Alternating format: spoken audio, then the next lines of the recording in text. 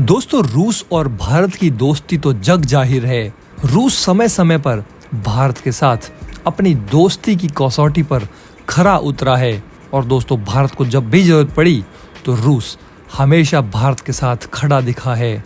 अब एक ऐसे समय में जब पूरी दुनिया रूस के खिलाफ खड़ी नजर आ रही है क्योंकि रूस ने यूक्रेन पर हमला किया हुआ है, तो दोस्तों ऐसे में अब भारत ही है जो रूस के साथ कंधे से कंधा मिलाकर खड़ा है और पूरी दुनिया को बता रहा है कि भारत की दोस्ती कितनी पक्की है।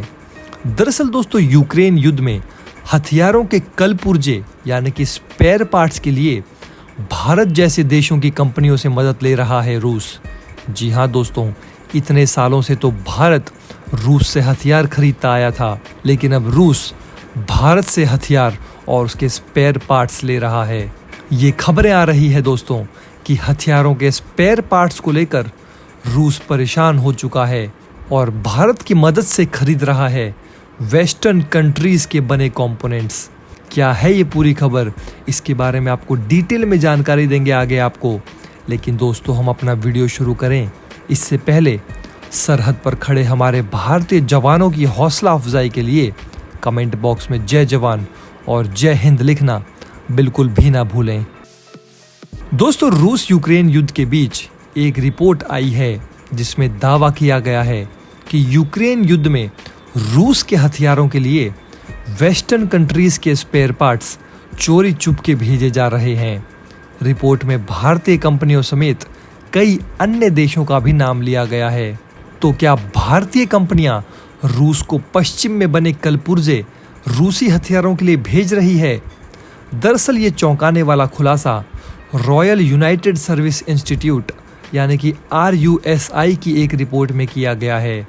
इस रिपोर्ट में दावा किया गया है कि भारत में मौजूद कंपनियां चोरी चुपके हथियारों के कलपुर्जे बनाने वाली पश्चिमी कंपनियों की मदद कर सकती है। ये कंपनियां रूसी हथियारों के लिए पश्चिमी कलपुर्जे यूक्रेन भेजने में मदद कर सकती है। रूस पर लगे प्रतिबंधों के कारण पश्चिमी कंपनियां सीधे रूस को हथियार के कलपुर्जे नहीं दे सकती हैं। ऐसे में दोस्तों, अब भारतीय कंपनियों के जरिए हथियारों के स्पेयर पार्ट्स को यूक्रेन में तैनात किए गए रूसी साजो सामान तक पहुंचाया जा रहा है। रॉयल यूनाइटेड सर्विस इंस्टीट्यूट के senior research fellow Jack Watling और निक रेकोल्ड की रिपोर्ट में यह दावा किया गया है कि यूक्रेन युद्ध के दौरान रूसी सैन्य उपकरणों में से ऐसे पार्ट्स मिले हैं जो पश्चिमी आर्म्स प्रतिबंधों में शामिल हैं। Operation Z the death throes of an imperial delusion नामक इस रिपोर्ट में दावा किया गया है कि युद्ध के मैदान से ज्यादातर रूसी हथियारों में ऐसे स्पेयर पार्ट्स मिले हैं जो कि पश्चिम में बनाए गए हैं, जैसे कि 9M N49 guided 300 mm rocket में अमेरिका में बने फाइबर ऑप्टिक गायरोस्कोप का इस्तेमाल होता है। ऐसे ही कुछ और रूसी हथियारों में विदेशी तकनीक का इस्तेमाल होता है। हालांकि रिपोर्ट में ये स्पष्ट नहीं किया गया है कि पश्चिमी देशों की इन कंपनियों को उनके उपकरणों के पाने वाले का अंदाजा है या नहीं। रिपोर्ट के लेखकों के अनुसार मार्च के मध्य में रूसी प्रशासन ने एक इंटर डिपार्टमेंटल कमेटी बनाई थी। इस कमेटी को ये देखना था कि कौन सा हथियार रूस में बन सकते हैं, किन उपकरणों को मित्र देशों से हासिल किया जा सकता है। रिपोर्ट में कहा गया है कि रूस इन चैनलों को खुला रखकर दुनिया को ब्लैकमेल करने की भी तैयारी में है। उदाहरण के तौर पर रूसी क्रूज और बैलिस्टिक मिसाइल में प्रयोग होने वाले कंप्यूटर के पार्ट्स की खरीदारी रूसी स्पेस प्रोग्राम के लिए किया जाता है।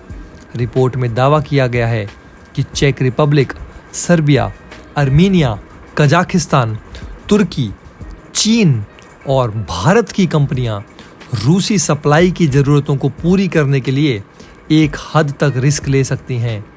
इन देशों की कंपनियां बिना सरकार को बताए ऐसे रूट्स के जरिए रूस को मदद कर सकती हैं।